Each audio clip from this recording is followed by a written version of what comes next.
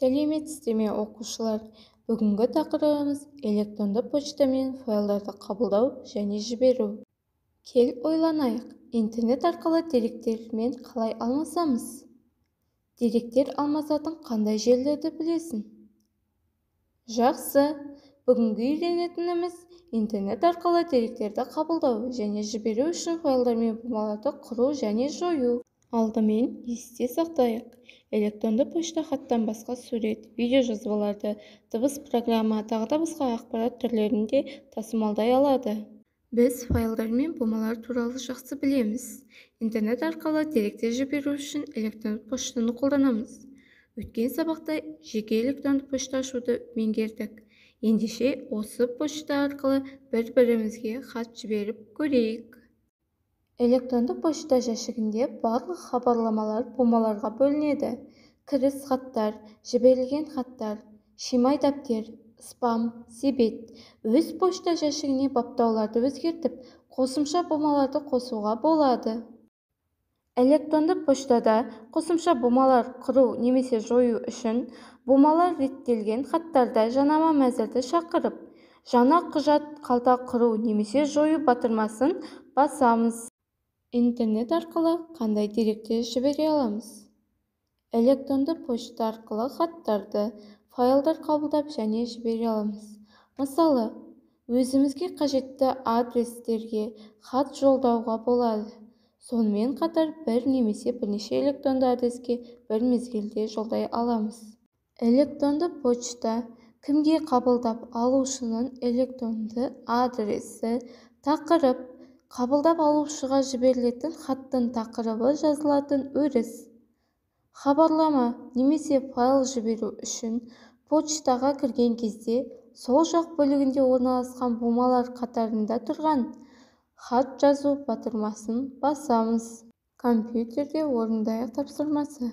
Қазақтан шыққан ғарышкерлер туралы не білесің? Төмендегі мәтінді компьютерде теріп, жұмыс үстеліндегі бумаға сақта. Файлды досының электронды адресіне жібер. Ол осы мәтінді толықтырып, саған қайта жолдасын.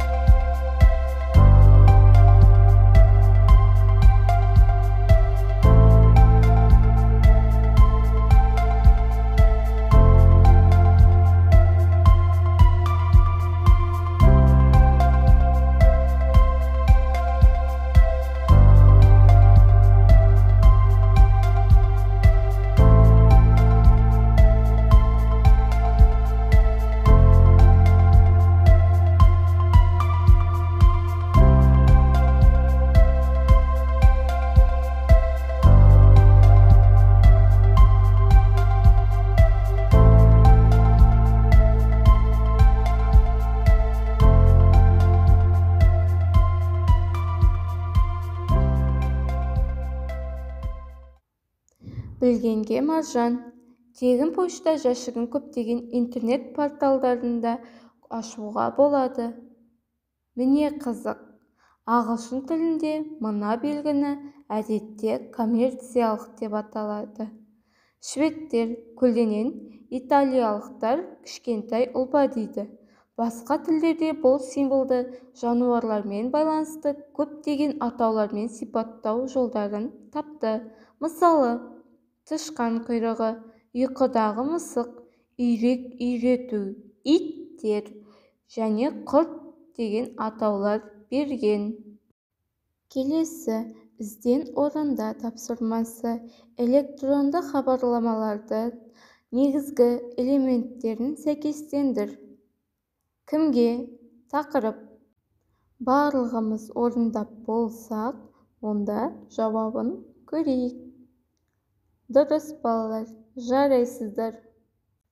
Сұрақтарға жауап берейік. Электронды почта жәшігінің адресі қандай бөліктерден тұрады? Электронды хатты қалай жіберуге болады? хат жіберу ретін ата. Хатты бірден бірнеше адреске жіберуге бола ма? Сабағымыз аяқталды. Сау болыңыздар.